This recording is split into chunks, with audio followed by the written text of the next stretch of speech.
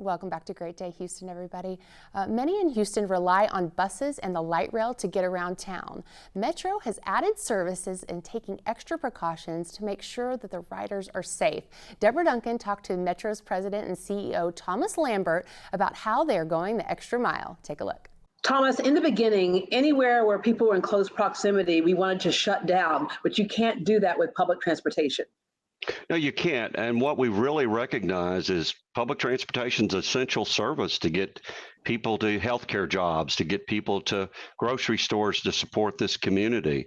And it really helps to get people to essential jobs that made sure that we took care of this community as we're continuing to work our way through the pandemic we're all working through at this time. So public transit is very critical and essential to this community.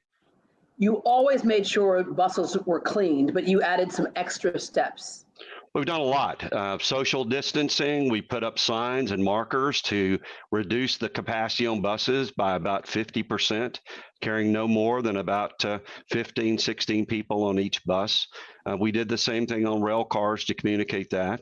We've actually put up, suspended all fare collection and had everybody board from the rear door to separate the customers from the operators. We put up protective mesh screens for the operators to separate them from customers. We've added more cleaning to all of our buses, midday cleaning.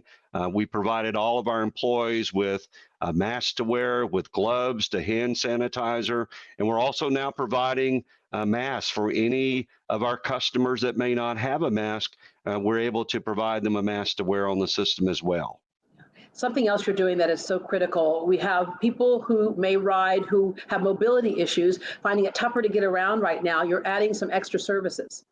Well, we've added extra services to the Texas Medical Center as well. We've added a shuttle service in the medical center because we see about a third of the employees that go to the medical center have used the rail system as well. And we wanted to spread out social distancing on the rail system as well. So we've added more shuttle buses to the Texas Medical Center to support that.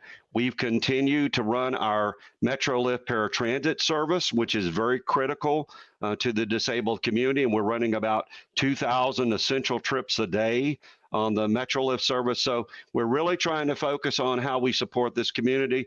And then I also want to compliment the Mayor's Office for Disabilities and our entire MetroLift staff to include Yellow Cab and First Transit.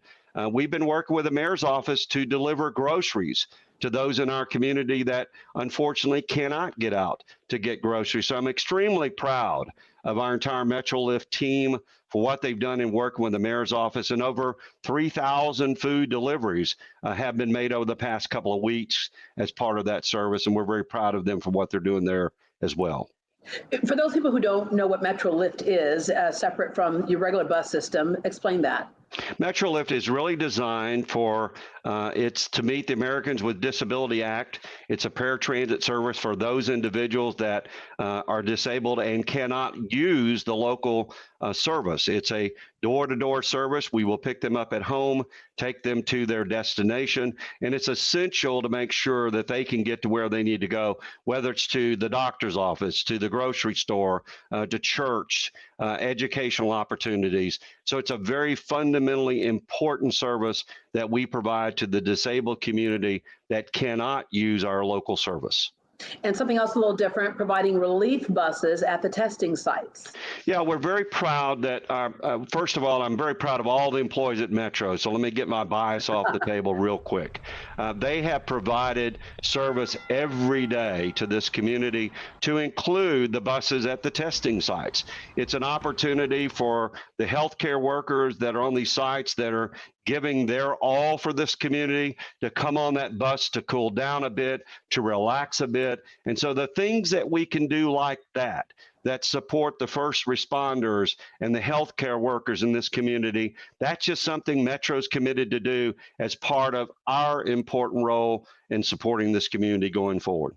And of course, as one of the biggest public transportation systems in the entire country, one of the things you're doing too, because it's new to all of us, is sharing your best practices with others to see what really works and what can work better. Well, and again, I'm very proud of the staff. We went out and we've never experienced anything like this in the history of our city, in the history of the county, the state, and nationally.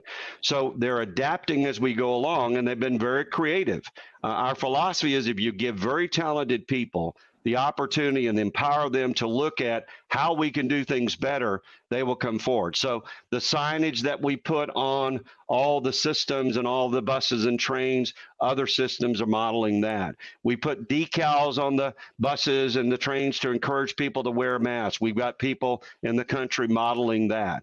We've used our destination signs to communicate to our customers, this bus is full, catch the next bus. That's being modeled in the country. We're extremely proud of their creativity. Whether it's using social media, whether it's using all of the systems we have in place and communicating all the things we're doing, whether it's our website. So we're extremely proud of their ability to adapt, be very flexible, and making sure we're doing the things we need to do to serve this community. Thomas, thank you very much. You keep Houston moving and you connect people to jobs and other essential services like those doctor's appointments and grocery stores like you talked about. Thank you. And Deborah, thank you for helping us get this message out, and we appreciate what you are doing as well. To find your local route and for more information on all the services provided by Metro, log on to ridemetro.org. That's ridemetro.org.